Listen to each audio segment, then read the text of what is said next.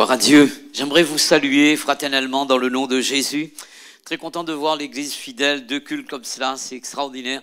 Ça veut dire que Dieu est en train de travailler dans le cœur des gens. Il attire des âmes à lui par des cordages d'amour. Et nous croyons dans la grâce infinie de notre Seigneur Jésus. Alléluia.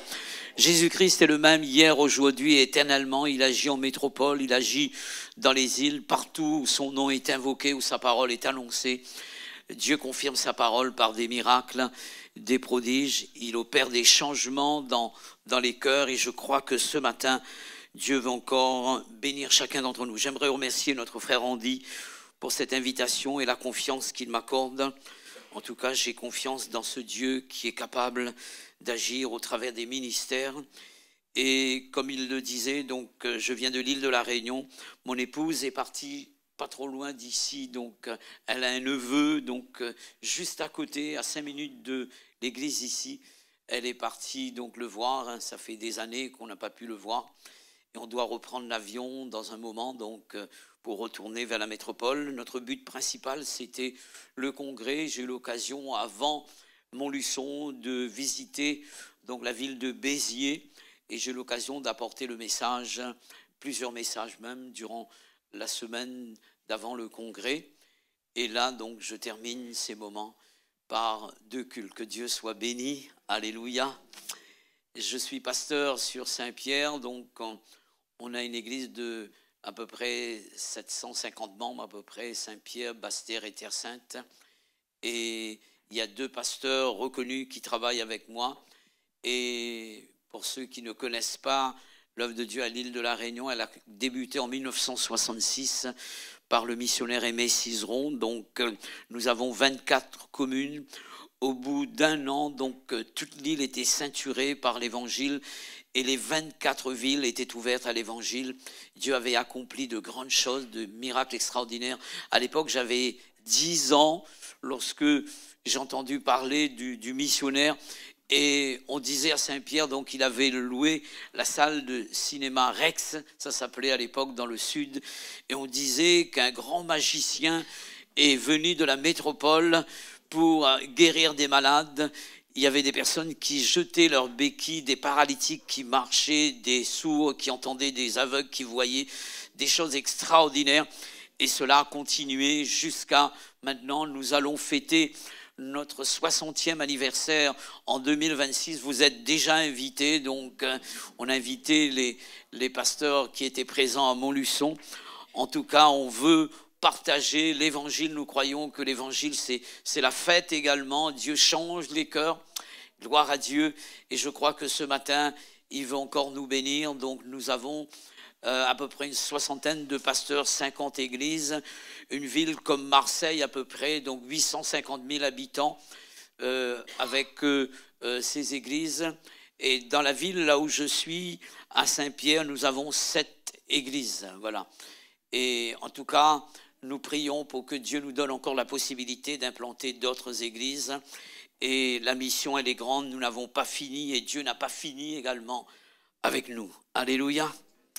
J'aimerais ouvrir la Bible avec vous dans le livre des psaumes au chapitre 3 et on va lire tout le psaume du verset 1er au verset 9, s'il vous plaît.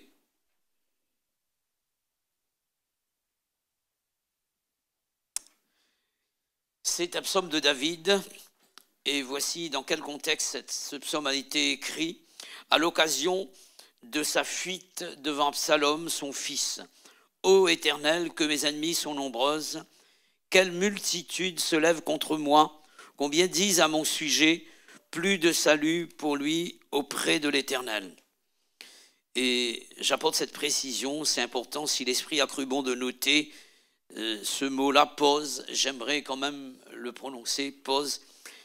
Mais toi, ô Éternel, tu es mon bouclier, tu es ma gloire, et tu relèves ma tête. De ma voix, je crie à l'Éternel, et il me répond de sa montagne sainte. Pause. Je me couche et je m'endors, je me réveille car l'Éternel est mon soutien. Je ne crains pas les myriades de peuples qui m'assiègent de toutes parts. Lève-toi, Éternel, sauve-moi, mon Dieu, car tu frappes à la joue tous mes ennemis. Tu brises les dents des méchants. Le salut est auprès de l'Éternel. Que ta bénédiction soit sur ton peuple pause et je dis Amen. Alléluia. J'aimerais vous parler ce matin de notre Dieu comme étant le Dieu du changement. Alléluia. Dieu ne change pas. La Bible déclare, et je l'ai dit tout à l'heure, que notre Dieu est le même hier, aujourd'hui et éternellement. Mais nous avons besoin de changer. Et Dieu change des choses en nous. Avant de changer les choses autour de nous, il désire changer les choses en nous. Alléluia. Et en me servant de ces textes, j'aimerais vous parler de ce Dieu qui opère une œuvre excellente en nous afin que nous puissions voir ces œuvres s'accomplir autour de nous et par nous. Alléluia. Dans quel contexte David a-t-il écrit ce psaume? Et la réponse, nous l'avons eue dans le verset 1er.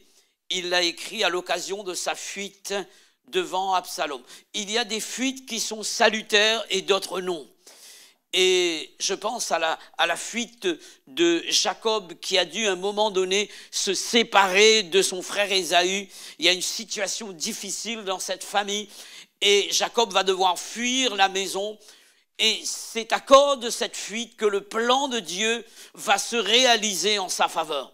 C'est chez Laban que les choses vont se dessiner progressivement pour permettre à cet homme qui n'avait pas le profil au départ, c'était quelqu'un de la maison, c'était le fils à maman, donc il était dans la robe de la maman et c'est elle qui décidait pour lui dans tous ses choix, etc.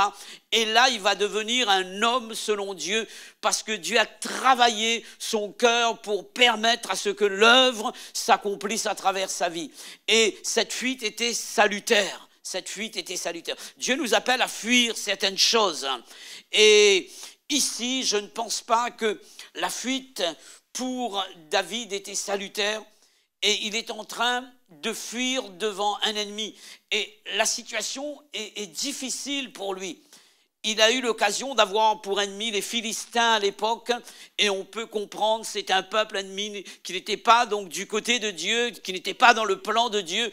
On comprend qu'on peut accepter de telles guerres et de telles situations. Il a dû fuir parfois devant donc les Philistins. Et la Bible parle de quelqu'un qu'il a estimé également, le roi Saül, alors qu'il était encore jeune. Il a combattu pour ce roi. Il a même livré sa vie dans la bataille face à ce géant Goliath. Et à un moment donné, pris de jalousie, Saül devient son ennemi et il va devoir fuir Saül également. Là, mes frères et sœurs, c'est un membre de sa famille. C'est son fils. Et le but, c'est de renverser le royaume. C'est de renverser le royaume, de prendre sa place. C'était un coup d'État qui était là. Et nous n'avons pas ennemis les gens c'est vrai qu'il y a des ennemis du royaume.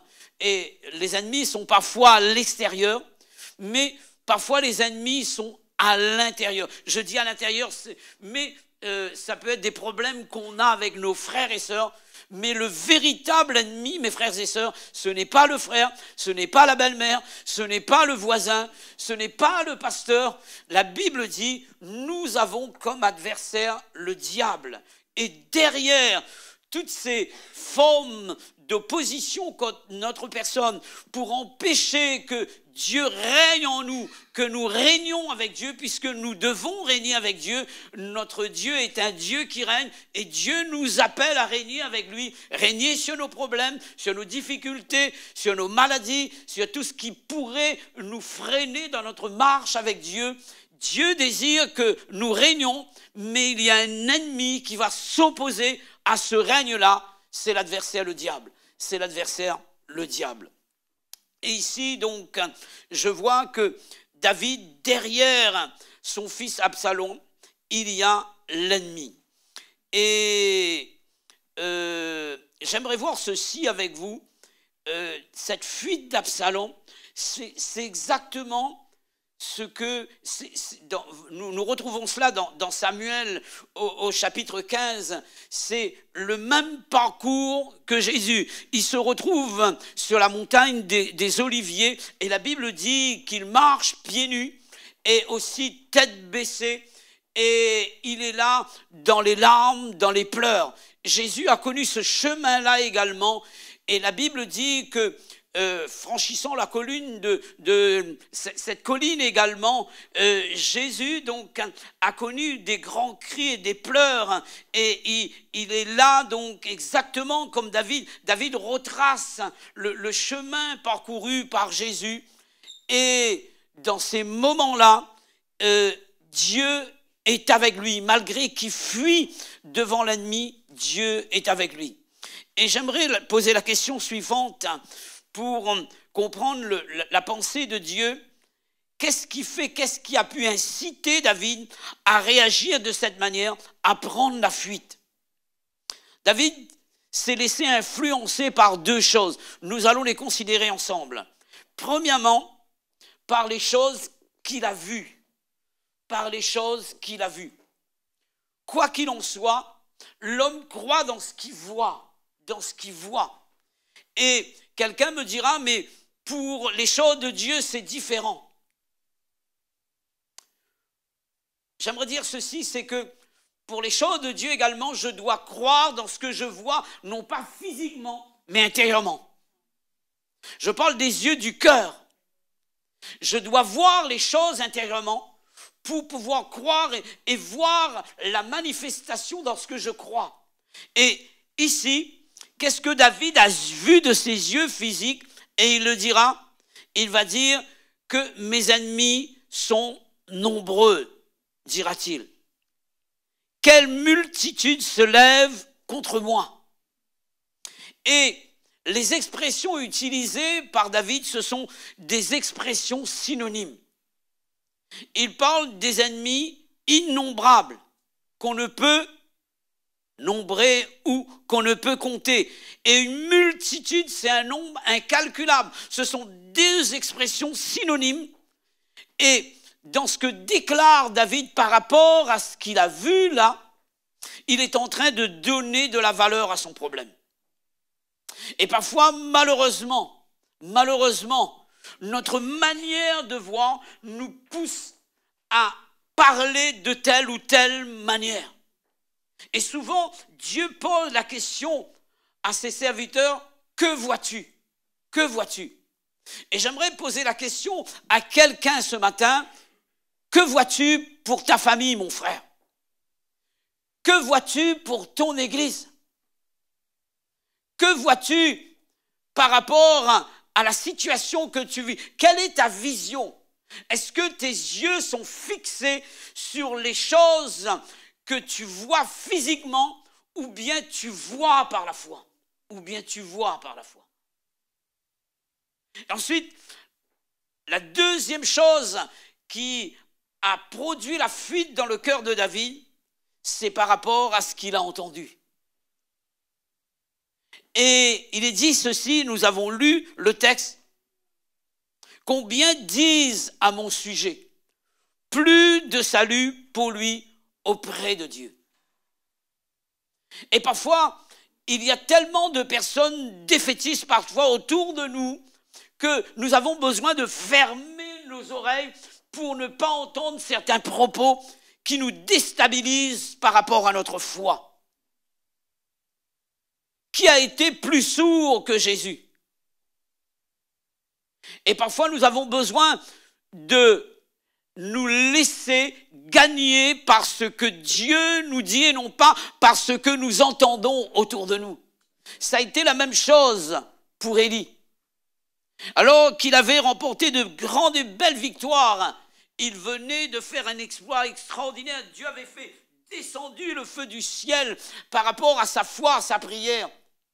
Et là, devant une Jézabel, il est en train de trembler et il prend la fuite exactement comme David ici. Et d'après vous, pourquoi? Il a entendu une nouvelle de la part de Jézabel que les dieux me traitent dans toute leur rigueur si demain je ne fais pas de ta vie ce que tu as fait de la vie des fils des prophètes de Baal. Et la Bible dit ceci, Élie, voyant cela, ce qu'il a entendu, va devenir visible. Il va voir les choses qu'il a entendues. Et il a déjà vu son arrêt de mort. Et voilà pourquoi il fuit. Et il va penser à la mort. Il va penser à la mort. Il y a de ceux qui vivent par rapport à ce que leurs yeux leur donnent de voir ou à ce que leurs oreilles leur donnent d'entendre. Il y a une pause ici, mes frères et sœurs. Et pour ceux qui font de la musique, vous savez de quoi il s'agit. C'est un temps de silence. Je parle du silence de la communion avec Dieu, où on est là dans la présence de Dieu, où on ne parle plus, et on laisse Dieu parler à notre cœur par l'Esprit et par sa parole. Alléluia.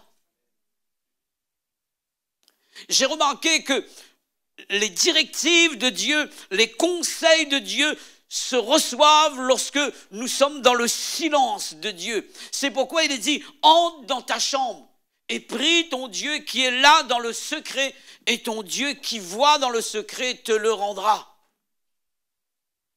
Parfois on veut entendre la voix de Dieu et on parle plus que lui. Et certains, lorsque Dieu ne parle pas, font parler Dieu. Et ils parlent à la place de Dieu. C'est une chose que de parler de Dieu, et tout le monde peut parler de Dieu. Et c'en est une autre que de parler de la part de Dieu, parce qu'on a fait silence devant lui, et on lui a dit, parle, ton serviteur écoute. Alléluia. Et c'est là qu'il y aura du résultat. Parce que Dieu parle à travers nous. Alléluia. Dieu parle à travers nous. Je disais que tout à l'heure que nous sommes les mains de Dieu, les membres du corps de... Et nous sommes la bouche de Dieu. Alléluia. Nous sommes la bouche de Dieu. Il y a eu un silence là. Est-ce que tu n'as pas besoin de marquer une pause, un temps de silence, pour laisser Dieu changer ta manière de raisonner, de voir et de penser? Juste après la pause, voici comment va s'exprimer David. Mais toi, ô Éternel, tu es mon bouclier, tu es ma gloire, tu relèves ma tête. Alléluia. Il y a un changement qui est opéré dans le cœur de David, au niveau de son intelligence. Il est dit, à cause des compassions de Dieu, Romains chapitre 12, offrez vos corps comme un sacrifice vivant, agréable, saint et agréable à Dieu, ce qui sera de votre part un culte raisonnable. S'offrir à Dieu. Ne vous conformez pas au siècle présent, mais soyez transformés par le renouvellement de l'intelligence, afin que vous discerniez quelle est la volonté de Dieu, ce qui est bon, agréable et parfait. Pour discerner la volonté de Dieu, parce que c'est subtil parfois, on a besoin d'être transformé par le renouvellement de son intelligence. Car nos pensées ne sont pas les pensées de Dieu, nos voix ne sont pas les voix de Dieu. Autant les cieux sont élevés au-dessus de la terre, autant ses pensées et ses voix sont élevées au-dessus de nos pensées et de nos voix. Et là, David, il va changer sa manière de s'exprimer. Il est en train de dire, c'est vrai que j'entends ces propos, je vois ces choses. Mais toi, il était en train de donner de l'importance à l'ennemi. Mes ennemis sont nombreux, etc. Et il y a un mais. Lorsque quelqu'un te dit, ça c'est un bon frère, c'est un bon pasteur, il n'y a pas comme lui. Mais, tout ce qui a été dit est annulé. Mais par contre, si l'inverse, il est dit, ça c'est quelqu'un qui est souvent grincheux, donc maladroit, il est faible ou bien il nous décourage, mais cela veut dire qu'il y a du positif qui va venir. Alléluia. David est en train de parler d'une manière négative ici. Et il donne de la valeur à son ennemi, à son problème. Dieu, par ce temps de pause, renouvelle son intelligence. Et là, il dit, mets-toi. Amen. Ô Éternel, tu es mon bouclier. Il déclare ce que Dieu est véritablement. Celui qui me protège de l'ennemi. Il est mon bouclier. Il est ma gloire et relève ma tête. Amen. il relève ma tête. Tu es ma gloire. Et lorsqu'il parle de Dieu comme étant sa gloire ici, David est en train de parler ici de la présence active de Dieu. Alléluia. La présence active et distincte de Dieu. Dieu, parfois il y a des personnes qui ont dit, j'ai vu Jésus et il m'a fait un petit coucou dans la nuit. Jésus ne vient pas pour te faire un coucou, il a un plan. Et il vient pour te parler, pour te donner une directive. Et ici, donc, lorsqu'on parle de la gloire de Dieu, c'est sa présence active. Et Dieu agit, mes frères et sœurs. Lorsqu'il est là, c'est pour agir, c'est pour bénir. Et nous devons, par la foi, nous attendre à lui. Alléluia, nous attendre à lui. Tu es ma gloire, tu relèves ma tête. Je disais dans 2 Samuel, nous avons eu cette information dans le chapitre 15 que David montait tête baissée. Et là, il dit, tu relèves ma tête. Je prie pour que ce matin, ceux qui plient l'échine devant l'ennemi, ceux qui plient la tête et qui marchent tête baissée, puissent par la foi, parce que Dieu est en train de renouveler votre intelligence, que vous puissiez lever la tête et dire à l'ennemi en face de vous que mon Dieu est le Dieu qui contrôle la situation. Il est ma gloire, il relève ma tête, il est mon bouclier. Alléluia. Confessez, déclarez ce que Dieu est. Alléluia. Et juste après, il va passer à la prière. De ma voix, je crie à l'Éternel et il me répond de sa montagne sainte. Amen. Le frère parlait d'une semaine de sanctification, d'une recherche de la sainteté. Le lieu là où Dieu se tient est une terre sainte. Et là où Dieu est, là est la sainteté également. Tu réponds sur ma montagne sainte. Alléluia. On a besoin de se mettre à part, mes frères et sœurs, de se consacrer à Dieu pour entendre la voix de Dieu, car Dieu répond. Amen. Dieu répond. Dieu répond.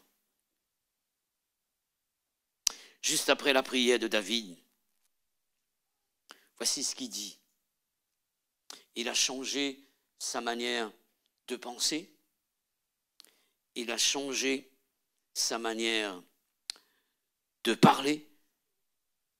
Et il change de comportement. Alléluia. Lorsqu'à l'intérieur tout est changé, tout change à l'extérieur également. Sa manière de se comporter. Voici ce qu'il dit. Je me couche et je m'endors. On peut dire qu'il n'y a plus d'ennemis. Comment ça se fait qu'il dort? Il est tranquille. Ça me fait penser à Pierre dans la prison alors qu'il doit être exécuté le lendemain. Il dort. Ça me fait penser à Jésus dans la barque. Il dort. La tempête n'était plus là? Si, la tempête était là. Est-ce qu'on ne devait pas exécuter Pierre? Si, on devait l'exécuter. Mais la foi nous permet d'aller au-delà de la crainte, au-delà de la peur. Voici ce que dit David ici. Je ne crains pas les myriades de peuples qui m'assiègent de toutes parts. Le problème est toujours là. Rien n'a changé autour de lui, mais à l'intérieur, il y a eu un changement. Alléluia, il y a eu un changement. J'aimerais vous rendre ce témoignage de mon fils qui a connu le Seigneur. Mes 3 enfants, ils ont grandi dans l'église. Les 3 ont été baptisés. Le fils s'est marié dans le Seigneur. Il a connu un divorce. Il a connu un divorce. Il a quitté l'église, il est parti vivre sa vie dans le monde.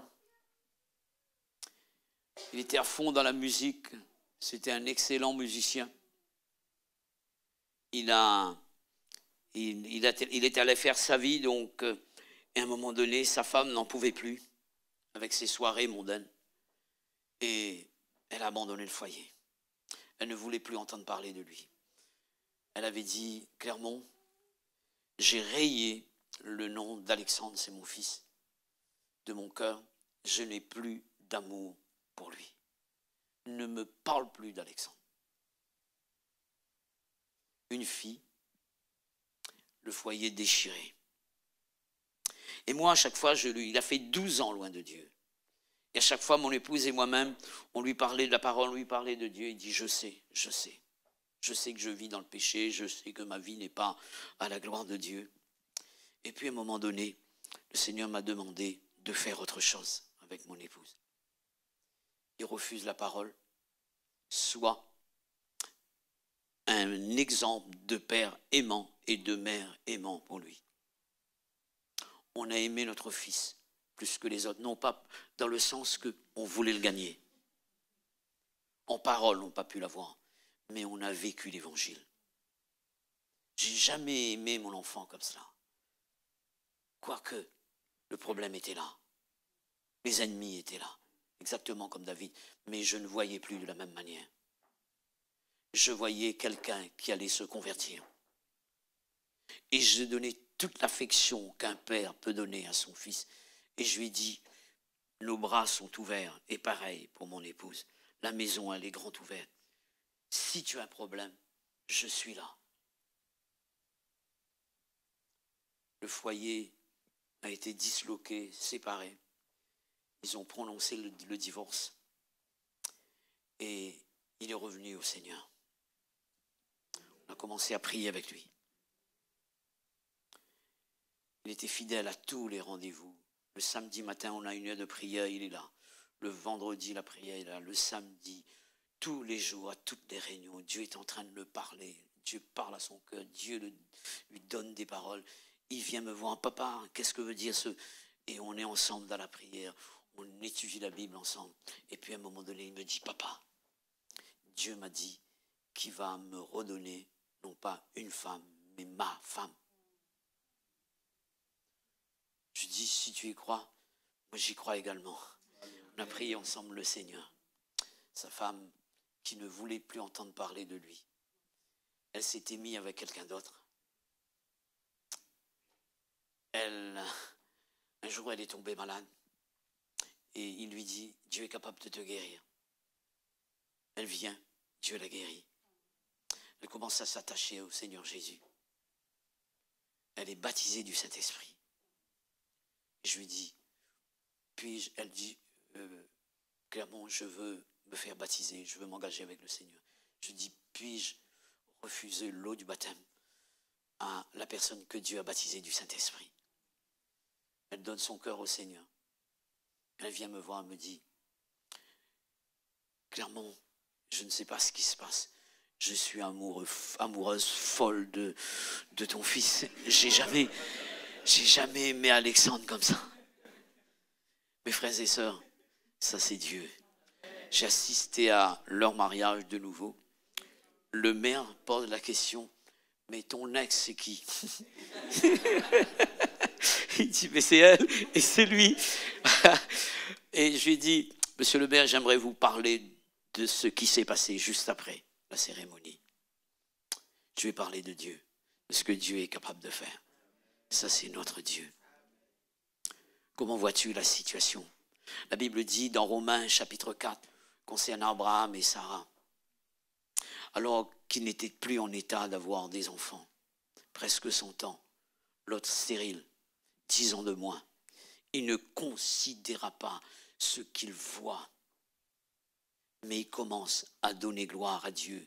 Le problème est encore là, la situation est là, mais il se comporte différemment par rapport à la foi. Alléluia. Que vois-tu de ton église? Que vois-tu de ta famille? Comment vas-tu? La foi est une ferme assurance des choses qu'on espère et une démonstration de celles qu'on ne voit pas. Alléluia. J'ai construit une maison sans un rond. Et lorsque je suis allé à la banque pour faire un prêt, ils m'ont dit, il faut 3 salaires comme cela, monsieur, pour avoir un prêt. Et Dieu, le temps me manque pour vous parler. Dans les moindres détails, Dieu a ouvert des portes. J'ai vu la main de Dieu agir. Dieu est grand, mes frères et sœurs, au-dessus de tous les noms. Et c'est ce Dieu-là que nous servons. Alléluia. J'ai connu une période dans l'église à Saint-Louis où il y avait pas mal de difficultés financières et on devait être partout Il y avait des trous partout lorsque je suis arrivé. Je dis, Seigneur, comment je vais faire? Je dis, c'est pourquoi il m'a envoyé ici. Et là, Dieu progressivement a béni l'église. On a vu des miracles. Je vous donne un témoignage. Un mardi, dans le jeûne et dans la prière, il y avait quelqu'un qui est venu à l'imposition des mains. Et il m'a montré son bras, sa main. Il m'a dit, pasteur, tout le corps est comme ça, plein de plaies purulente. J'ai consulté tous les dermatologues de l'île de la Réunion, cela n'a rien donné. Et quelqu'un m'a parlé d'un temps de jeûne et de prière et de Jésus qui guérit. Je dis, est-ce que tu crois que Jésus est capable de te guérir? Il m'a dit oui. Je dis, on va y croire, on va prier. Dimanche, je vois une action de grâce ici sur un papier. Quelqu'un, le corps a été délivré complètement de plaies. Et moi, je dis, ça ne peut pas être cette personne, ça a été trop rapide, quoi. Donc, et là, je demande à la personne de se lever, la personne se lève dans les rangs. Je demande de venir sur le devant, je dis, j'aimerais voir tes plaies. Mes frères et sœurs, il m'a montré son bras, c'était comme ça. Il n'y avait plus de plaies du tout. Il a dit, tout le corps était guéri. Ça, c'est Jésus. Ça, c'est Jésus. J'y crois. J'ai vu des choses par la foi. Et nous devons croire dans ce Dieu qui est capable de grandes choses. Rien n'est impossible à notre Dieu. Alléluia.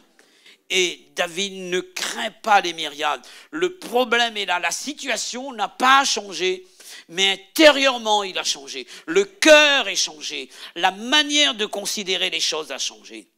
Et là il dit, lève-toi, ô Éternel, sauve-moi mon Dieu, car tu frappes à la joue tous mes ennemis, tu brises les dents des méchants.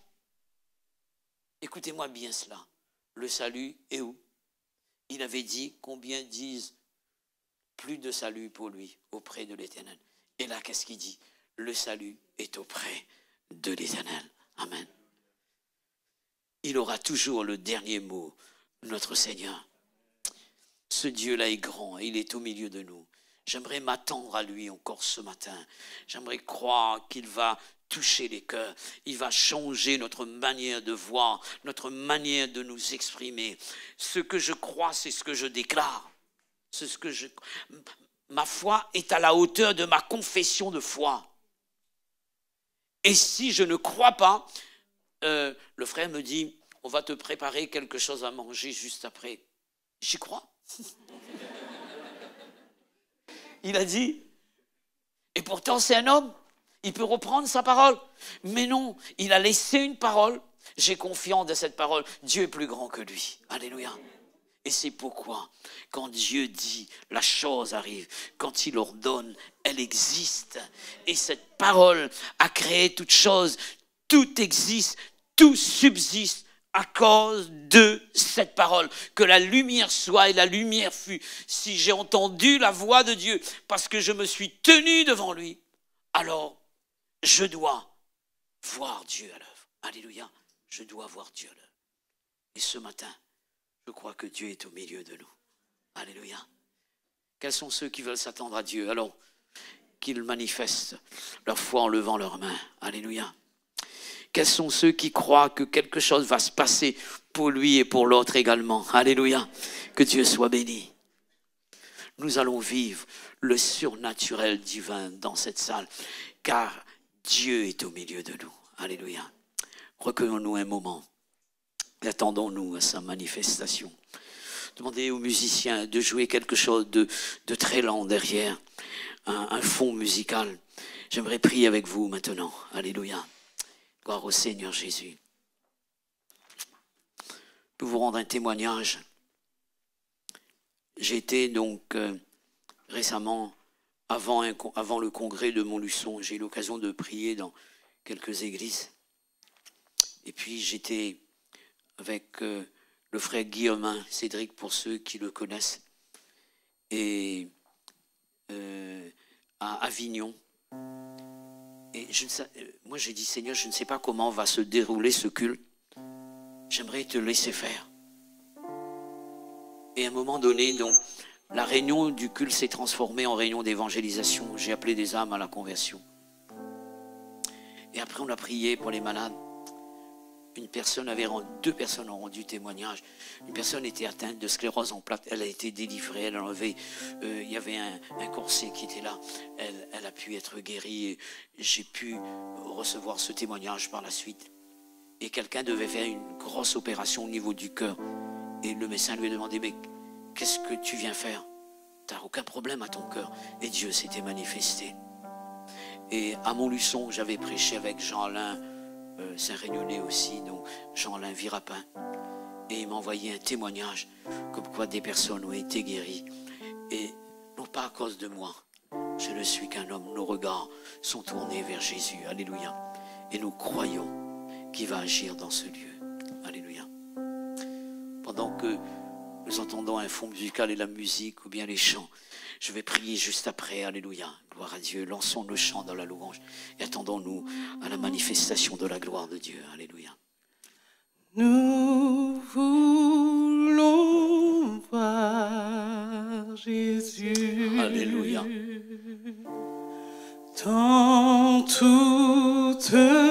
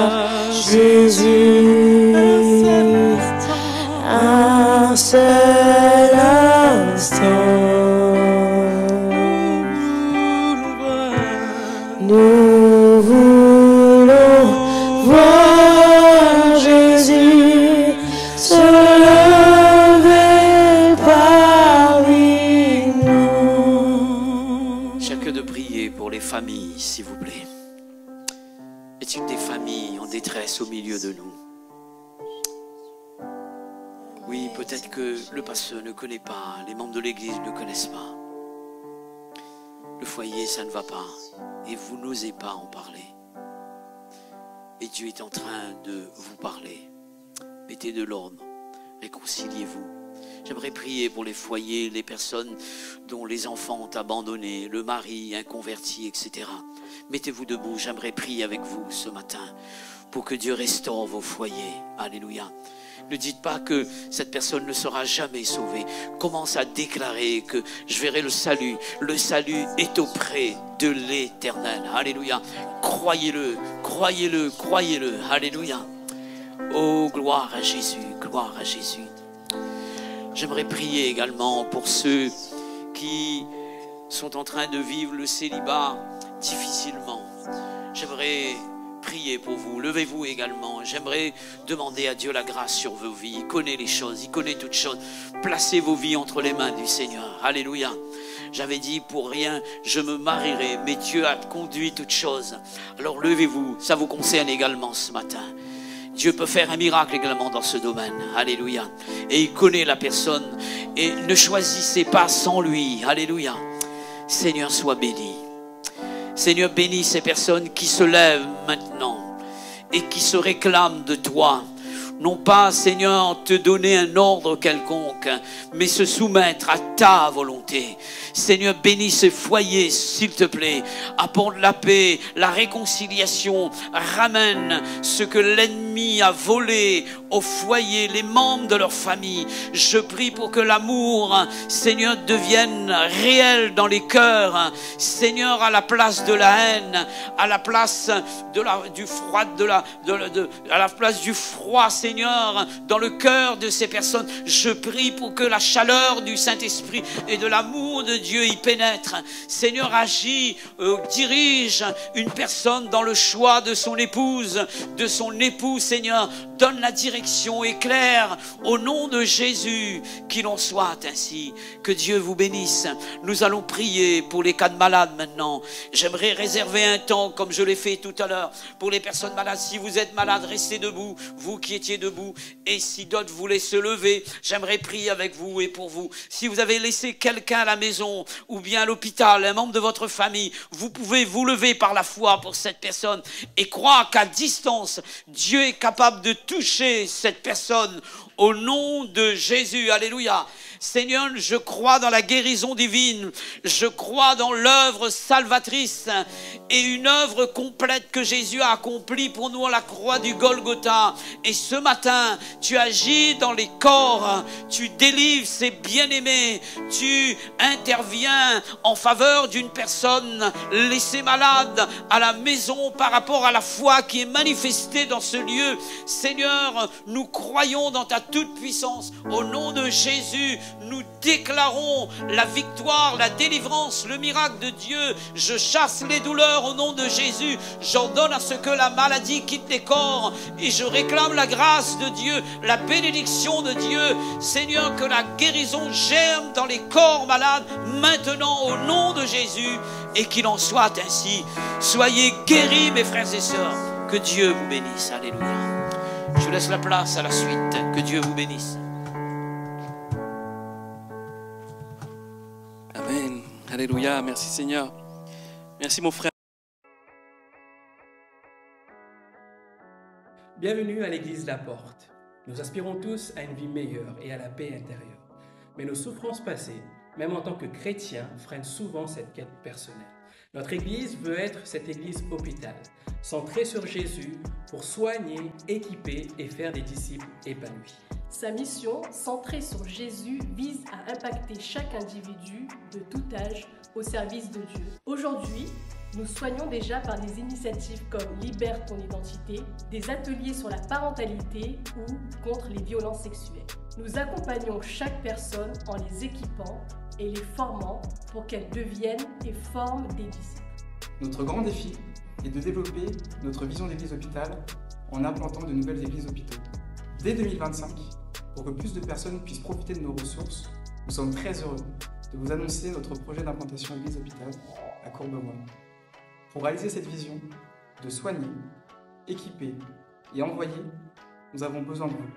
Devenez l'un de nos 200 partenaires en vous engageant à donner 35 € ou plus par mois pour soutenir cette vision. Ensemble, soignons des vies. Jésus agit encore. J'ai été équipé. J'ai été restauré. J'ai été renouvelé. J'ai été transformé. Nous sommes heureux de pouvoir être partenaires de l'église La Porte. Je suis un partenaire et un fier partenaire de l'église La Porte. Je suis partenaire de l'église La Porte. Jésus agit encore. Jésus agit encore. Jésus agit encore. On veut vous le dire que Jésus agit encore et que le Seigneur veut agir de manière extraordinaire dans les cœurs et dans les vies.